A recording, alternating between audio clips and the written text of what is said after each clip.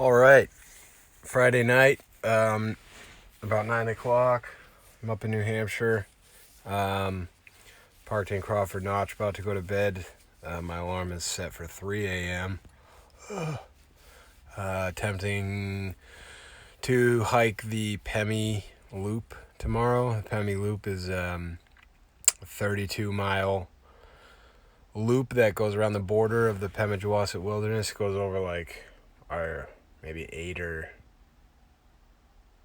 9 4,000 footers, and the total elevation for the day will be 9,000 feet. So it's a rough one. It'll be my biggest day hike, assuming I complete it.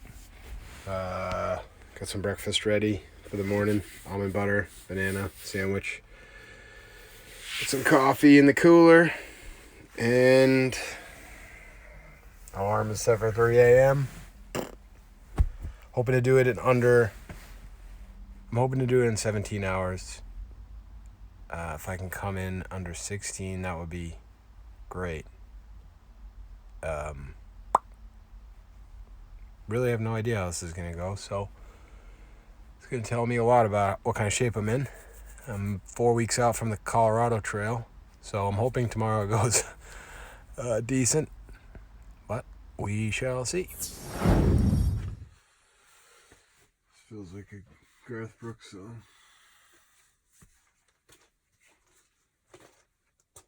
3:30 in the morning, not a soul in sight.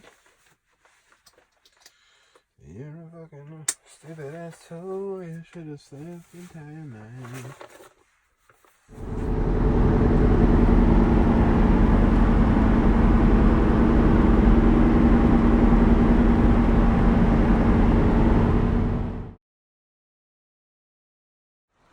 Alright, 4 a.m. on the dot, 4:01. Let it begin. Here we go.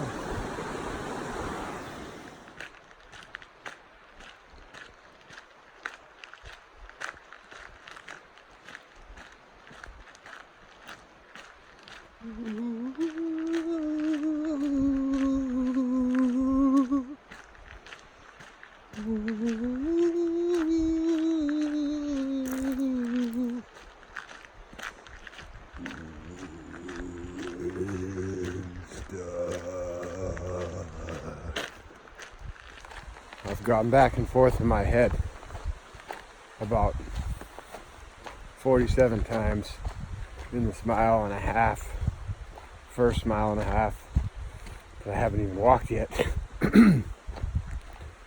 If I'm going to do this loop clockwise or counterclockwise, both have advantages and disadvantages. I go counterclockwise.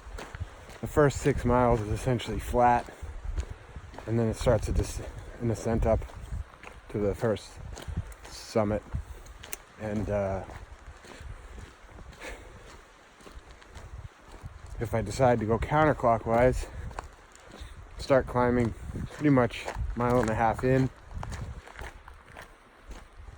but I have more water sources towards the end when I'm going to be needing more water. Right now I'm hydrated. If I go counterclockwise, I'm going to have to probably carry more water towards the end. Probably. Still don't know. Flip a coin, maybe? On one hand, it's nice to get all this flat stuff out of the way in the beginning, kind of let my body warm up.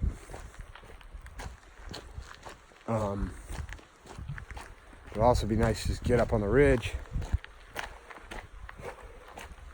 know that I'll have access to water when I'm going to be more thirsty later on in the day. Really? I don't know. Anybody have any suggestions? Call in 1-800 indecision.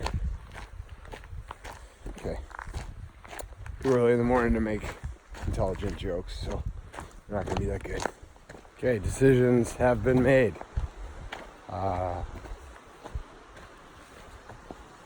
opted to go counterclockwise. Yo, 2 hours in, probably about maybe 6 miles in. So feel pretty decent, you know, typical like boring. I've always said for like long endurance endeavors, my experience is don't even listen to your brain for the first, well, with cycling, I say like 15 miles, 15 miles. Hiking, probably be, I don't know, first hour. Basically, what happens is you set out, if you maybe have like a caffeine high, and you're listening to some good music, and it's early and you're by yourself, and you feel like a badass,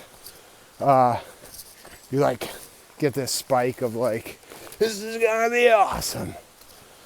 And then inevitably, as soon as you start huffing and puffing, your heart rate goes up, your morale goes down, and you're like, why am I doing this? This is stupid. Let's just go do something fun, or go to work, make money, or anything else in this. So you can't listen to your brain. You have to just let your body do the talking for the first hour and a half, 2 hours. And then start to level out, feel better. And then you just start to, this is all my experience, you start to just kind of almost somersault with emotions. Like, this is great, life's great, I feel great, body's great, everything's pretty good, all the stuff I worry about is not that bad. And then all of a sudden, like, everything sucks. Life's a mess. My priorities are a mess. This is stupid. Why am I doing this? I should be doing something else. Then all of a sudden, maybe you hit a view, or you have some calories that make you feel better, and you're like right back on top of the world. So that's my experience. What the hell am I even talking about?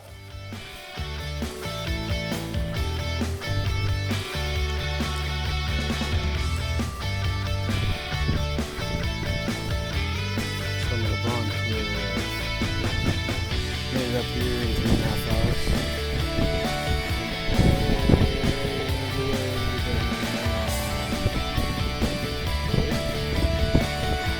9 miles, 3.5 hours, so that's cool. Whew. Going over that peak. Let's see. Hopefully the wind isn't too loud. Over that peak. Down back there. All the way around there, you can see. And back here. Oh, back that way down.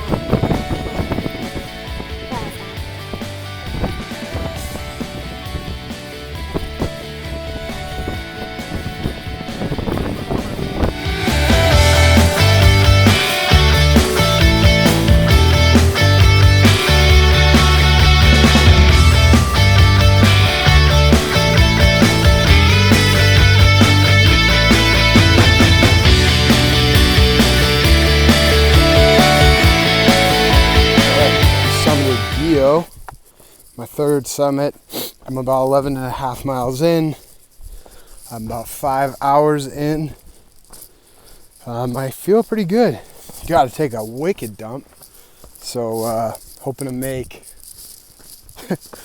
Galehead Hut and blow their bathroom up. Probably edit this part out, but this will be for the director's cut. Interesting little fact about Gio, which I just summited up there, just came from there, headed there, then over there. But just for a frame of reference, interesting thing about Gio, so in New Hampshire there is what's called the AMC 48, or it's the 4,000 footer club, and there are 4 D8 peaks above 4,000 feet.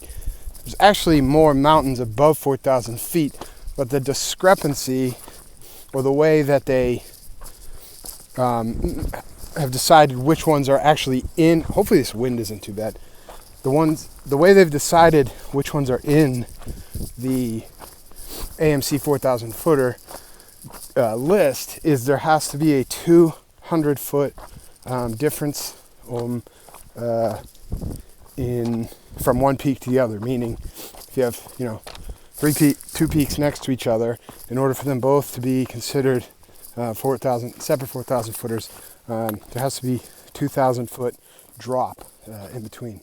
So Gio is not on that list, I believe, because it doesn't drop.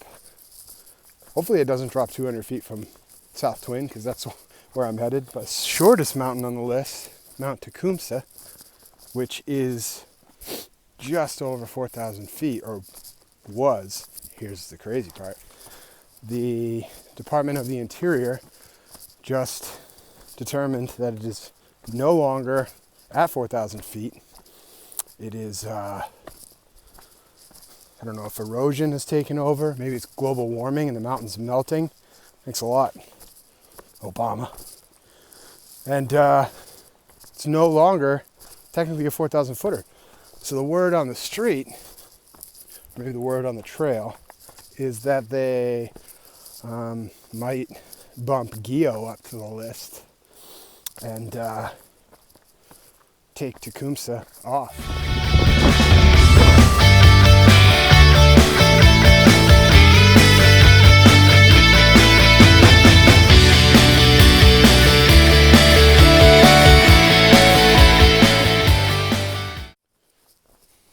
Just had some lunch at the Galehead Hut and hung out for maybe a half hour. Pounded some coffee, filled up my water bottles, pounded some water, and I'm off.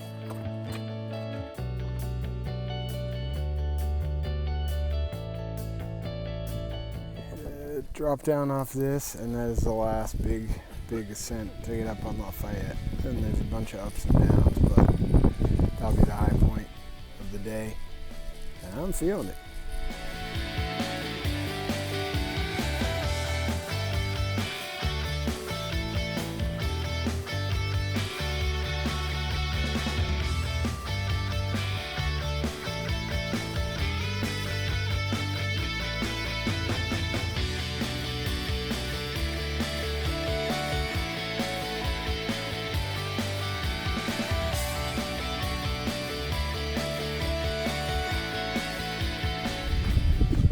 Okay, headed up almost to the top of Lafayette right now, and that'll be the highest point of the day. And then I have a few more summits to go over, but it's kind of up and down, so it's if my memory serves me right, it's no crazy climbs after that. I'm fucking feeling it. It's 3:30, so man, I've been out here for 11 and a half hours, about 21 miles in, and I just stopped and ate something because I was like totally bonking. Anybody who does any long distance type endurance shit knows that awful feeling when you just hardly put one foot in front of the other. Every cell in your body, it's like feels like it wants to throw up. So I just made my last packet of tuna, ate the rest of my potato chips, and basically out of food. I have a complete cookie thing left, but I got in the neighborhood of like 11 miles to get out of here. So, hoping I feel better after that meal. The views are pretty sick. Upward and onward.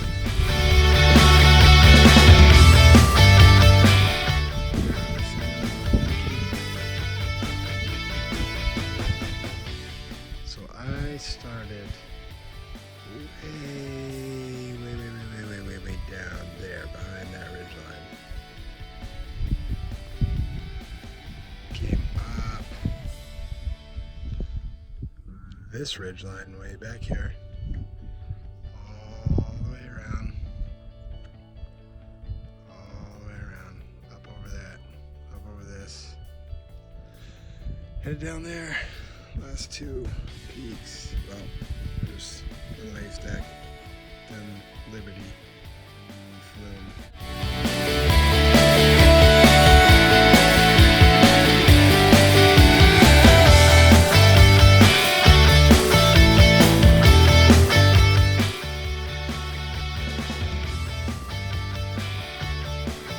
Ninth and final summit, Flume, 27 miles in. I'm out flat. What a fucking day.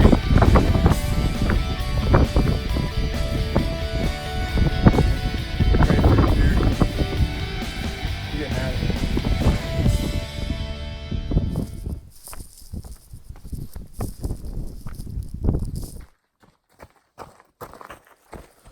All right. Hiked in the dark. Hiking out in the dark. Wouldn't have it any other way. I have got to be close to the final access trail. Put some 1.4 miles to the finish line. And I am so thirsty. A beer will be good, but I cannot wait. There's a stream down here and I know I'm getting closer to it. I'm gonna drink so much water. I knew water was going to be an issue at the end of this. I made it last as long as I could, but you can only stretch it so far, and I don't think I would have done it any different because the only other option I would have had was to fill out more water and carry it, and then I would have had a heavier pack, and I was Struggle City coming up Lafayette, and that would have been rough. I don't think it's the worst thing to be a little dehydrated at the end of the day when the sun's gone down, and that's kind of what I figured, and I'd be going downhill. So I ran a bunch of that just now the past 4 miles since I left the top of Flume, and put on the Roadhouse soundtrack and just fucking cruised. I'm gonna sit in the water in the river from the waist down once I get back to the van, crack a cold beer, sit in the water and try to beat back some of this inflammation because my knees are fired up. I can feel my knees jiggling. So that tells me there's a good amount of inflammation and fluid in there. So we'll see how I feel tomorrow.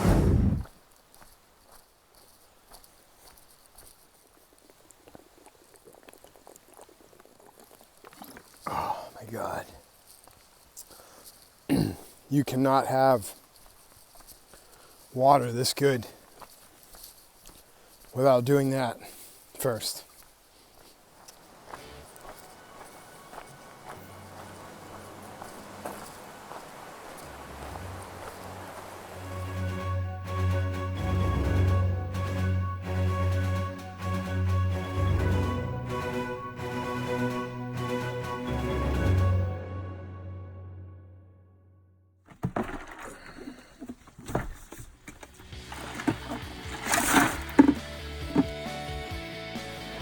This is very cold, but very necessary. This is helping.